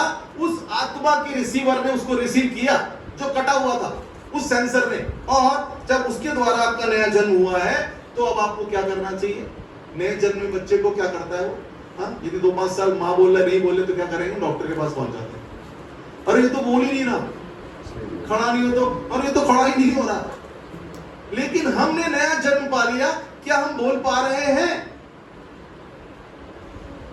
वचन के अनुसार क्या हम चल पा रहे हैं? हम खड़े रह पा रहे हैं स्थिर? आंधी आए तूफान आए, हाँ, जिसने जड़ पकड़ ली, मैंने प्रचार किया था ना, जब तक बीज फल की बात तो तब होगी ना जब जड़ हमारी मजबूत हो जाएगी। रूट, जड़ तो हमारी हिली हुई है। अब ऊपर कितने भी फल पौधे पेड़ पत्तियों डाली आ जाए, भरभरा के गिरेगा पेड़ तो 1 साल के फल के बाद, फिर आने नहीं है उसके अंदर। लेकिन यदि जड़ मजबूत हो जाएगी हमारी तो फिर वो फलवंत होगी। हाँ, लेकिन हमारा नया जन्म जो हुआ है परमेश्वर की आत्मा के द्वारा हुआ है। यूहन्ना रचित सुसमाचार, फिर से आ जाओ, 6वां चैप्टर, उसका 68वां वचन, 68, जॉन चैप्टर 6 वर्स 68। शमौन पतरस ने उसको उत्तर दिया, हे प्रभु, हाँ, हम किसके पास जाएं? अरे हम किसके पास जाएं? बहुत सारे लोग आज ढूंढ रहे हैं कहां जाएं, इधर जाएं उधर जाएं। शमौन पतरस भी पूछ रहा है प्रभु से, क्यों? और फिर क्या कह रहा है वो सुनो, अनंत जीवन की बातें तेरे पास अरे हैं। अनंत जीवन की बातें तो तेरे पास हैं। वो वचन जिसके द्वारा मुझे अनंत जीवन मिलेगा, मैं हजारों हजारों साल मेरी आत्मा उस प्रभु के साथ राज करेगी, वो तो तेरे पास है प्रभु, और हम सबके पास भी है। हाँ, कहीं जाने की जरूरत नहीं है, इधर उधर ध्यान लगाने की जरूरत नहीं है। एक और वचन, मत्ती 7 उसका 21 से 27, एलिजिबिलिटी बताऊंगा आपको स्वर्ग में जाने की। Matthew chapter 7 21 to 27। जो मुझसे हे प्रभु कहता है, हाँ, उनमें से हर एक स्वर्ग के राज्य में प्रवेश ना करेगा। हम सब प्रभु को है प्रभु करते हैं, लेकिन उनमें से एक भी स्वर्ग के राज्य में प्रवेश ना करेगा। हाँ, परंतु वही जो स्वर्ग के पिता की इच्छा पर परंतु चलता वही है, जो स्वर्ग के पिता की इच्छा पर चलता है। और इच्छा कहाँ मिलेगी? वचन में। वचन में भाई, वचन में। उसकी इच्छा इसी में है। हम गीत भी गा रहे थे, तेरी इच्छा पूरी हो जाए। कैसे? हाँ, चर्च समय पर नहीं आकर के, चर्च में ईमानदारी से टाइट नहीं डाल करके, हाँ, चर्च की किसी काम में कोई इंटरेस्ट ना लेके, कैसे इच्छा पूरी कर रहे हैं? हाँ, अपने घर पे हम कितने ढोल नगोना बजा रहे हैं, कितनी प्रार्थना कर रहे हैं, कोई मतलब नहीं। जंगल में मोर नाचा किसने देखा? लेकिन पूरे समाज में हर एक उस संस्था में जहां पर भी आपको परमेश्वर रख रहा है, वहां वो चीज दिखाई देनी चाहिए, तब जाकर के वो काम होगा। हाँ, 21 से 27 तक पढ़ना। हाँ। उस दिन बहुत से लोग मुझसे कहेंगे, हे हाँ। प्रभु, हाँ, क्या हमने जिस दिन न्याय करके रह जाएगा उस दिन कहेंगे हे प्रभु। हाँ, फिर क्या होगा? क्या हमने तेरे नाम से भविष्यवाणी नहीं की? नहीं की भविष्यवाणी? तेरे नाम से दुष्ट आत्माओं को नहीं निकाला? सावधान, बिल्कुल। और तेरे नाम से बहुत से आश्चर्य कर्म नहीं किए? हाँ, तब मैं उनसे खुलकर कह दूंगा, हाँ, मैंने तुमको कभी नहीं जाना। कभी नहीं जाना। ये तो उन लोगों के विषय में है जो दुष्ट आत्माएं निकाल रहे हैं, भविष्यवाणी कर रहे हैं, बड़ा बड़ा प्रचार कर रहे हैं, बहुत सारी बातें कर रहे हैं। उनको भी कह रहा है मैंने तुमको कभी पहचाना नहीं है, जाना नहीं है, जानता नहीं हूं तुम कौन हो। हाँ, हे कुकर्म करने वालों, मेरे पास से चले जाओ, मेरे पास से चले जाओ। इसलिए जो कोई मेरी ये बात सुनकर उन्हें मानता है वह उस बुद्धिमान मनुष्य के समान ठहरेगा जिसने अपना घर चट्टान पे बनाया है। कहाँ बनाते हो आप और मैं घर? बिना नींव के बनाया किसी ने घर? बताओ। बनाया। इतने बुद्धिमान तो हम हैं कि सांसारिक घर को नींव डाले बिना नहीं बनाते, लेकिन मसीह घर को जो बना रहे हैं उसकी नींव का अता पता ही नहीं कि कहाँ फाउंडेशन है, कहाँ नींव डालनी है, कैसे नींव डालनी है, किस रीति से नींव डालनी है। उसी के परिणाम हम देख रहे हैं ना। यदि हमने वो नींव डाल दी तो ऊपर कैसा भी रद्दा रखो परवाह नहीं है, चिंता ही नहीं है, क्योंकि नींव का काम मजबूत हो चुका है। लेकिन आपकी नींव पड़ चुकी है प्रभु यीशु मसीह में। आपने सत्य को जान लिया है, सत्य को मान लिया है, भाईचारे की निष्कपट प्रीति के द्वारा, पवित्र आत्मा के द्वारा, नया जन्म के द्वारा। लेकिन उस नींव को खुद ने तहस-नहस कर रखा। याकूब 1:22,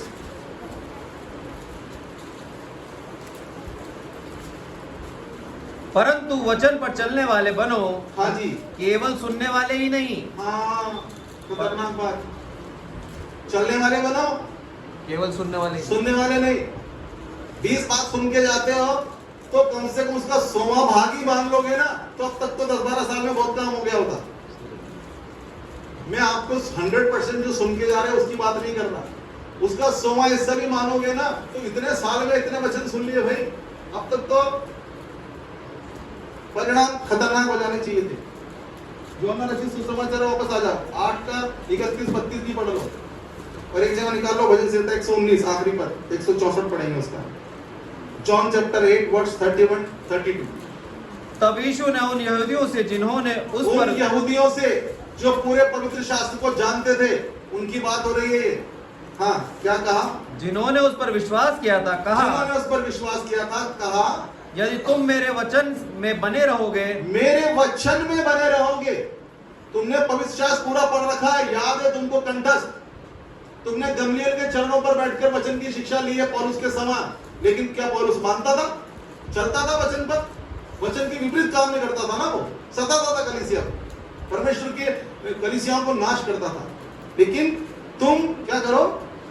यदि तुम मेरे वचन में बने रहोगे, बने रहोगे यानी कि उसको पालन करते रहोगे, उसके अनुसार चलते रहोगे, तो सचमुच मेरे चेले ठहरोगे। सचमुच मेरे चेले ठहरोगे। किसी ऑर्डिनेशन की जरूरत नहीं, किसी अभिषेक की जरूरत नहीं। आपका अभिषेक स्वयं दिखाई देगा लोगों में। जिसके सर पे हाथ रखोगे, विश्वास के द्वारा काम हो जाएगा, प्रभु की महिमा हो जाएगी। उसके लिए अंकल आंटी या किसी और की जरूरत नहीं। सिर्फ और सिर्फ आपको परमेश्वर के उस वचन को सच्चाई से पालन करने की आवश्यकता है। वो सारी बातें जो प्रभु यीशु मसीह ने अपने पिता की बातों को पालन करके पूरी की, आप भी कर सकते हो। किसी की आवश्यकता नहीं है, सिर्फ और सिर्फ इस वचन को पालन करने के लिए, क्योंकि चेले तभी ठहरोगे। भजन संहिता 119 का 164वां पद आखिरी, Psalms 119 वर्स 164।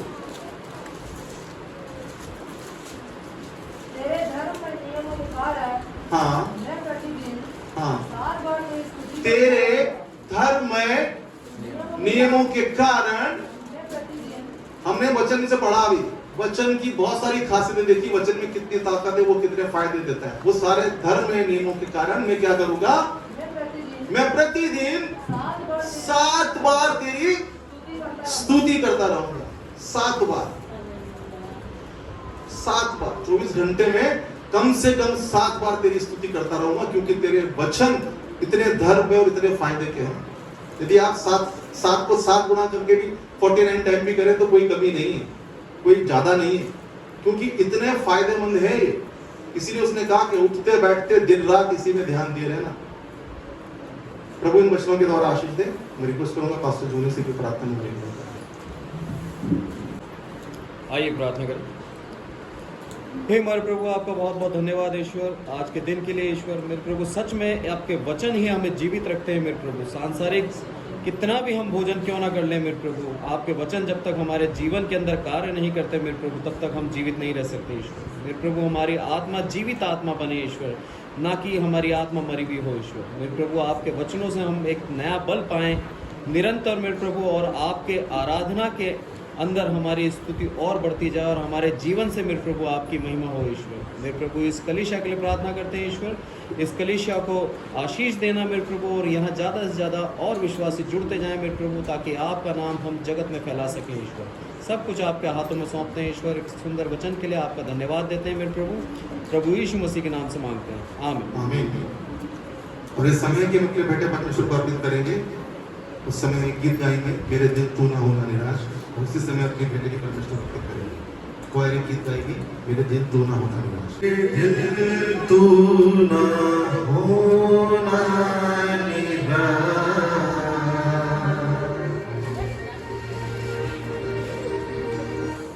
तेरा यीशु मददगार है।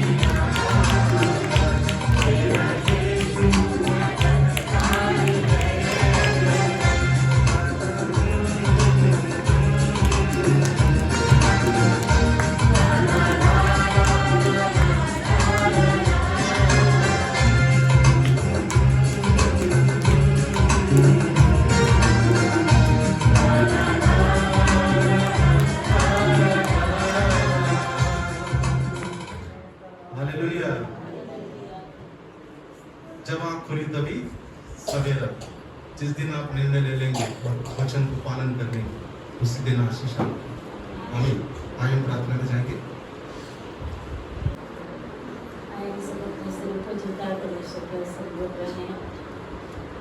Hallelujah hallelujah hallelujah. सर्वशक्तिमान प्रभु तेरा धन्यवाद करते हैं प्रभु जी।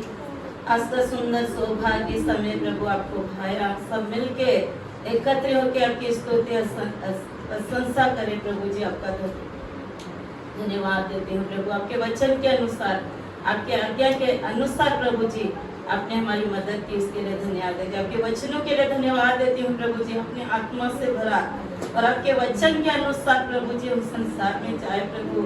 हर दिन प्रतिदिन तेरी गवाह होने पाए प्रभु जी।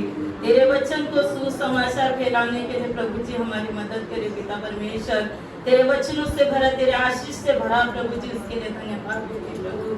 जब जब हम संसार में रहे प्रभु जी, आपसे प्रार्थना विनती करते, आपके वचन में लिखा प्रभु परमेश्वर का मनुष्य केवल रोटी से नहीं परमेश्वर के वचन के अनुसार जीवित रह सकता।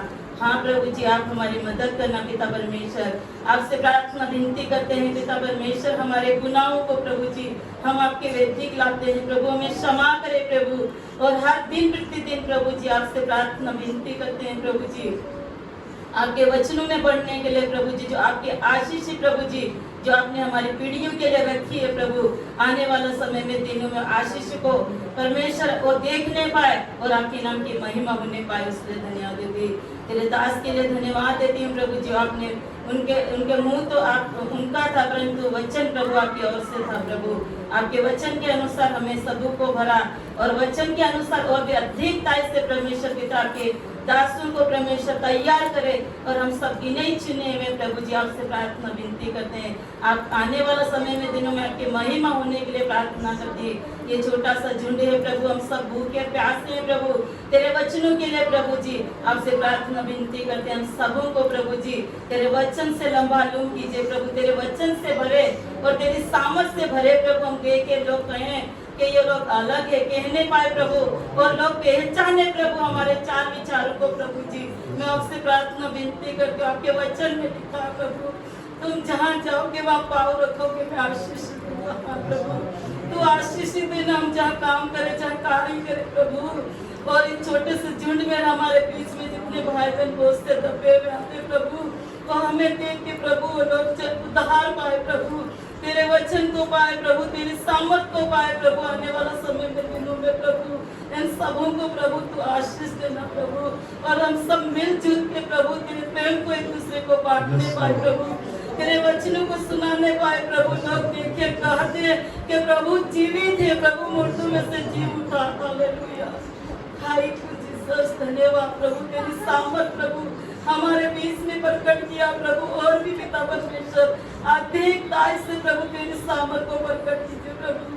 आज भी प्रभु जी हम सब लोग प्रभु जी तेरे चरणों में आते प्रभु, हमारे बोझों को लेकर प्रभु तू उठाता, तू चंगाई देता प्रभु, तेरा धन्यवाद करते हैं प्रभु जी।